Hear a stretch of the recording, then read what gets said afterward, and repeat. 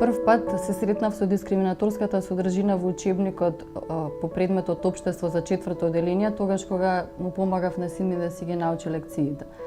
За да биде појасно, на кратко, во учебникот се фаворизира конвенционалниот брак и семејство наспроти другите видови на заедница во кои што луѓето може да живеат без разлика дали станува збор за нивен избор или за стекнати околности.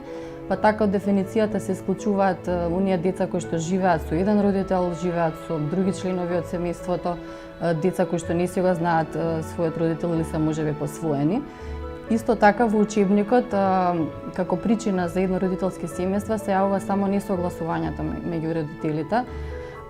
Заради ова, со други родители кои што се почувствуваат дискриминирани исто така од содржината на учебникот, се обративме до Хелсиншкиот комитет за човекови права и заедно со други организации кои што работат на ова прашање, поднесовме преставка до Народниот правобранител.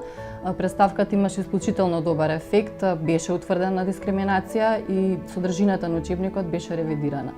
Овој добар пример треба да поттикне поднесување на што поголем број на представки и пријавување на дискриминација по било која основа. Дел од вклучените организации нудат и стручна помош во овој процес, па добро е граѓаните ним да им се обраќаат во вакви случаи. Застани против дискриминацијата, пријави ја.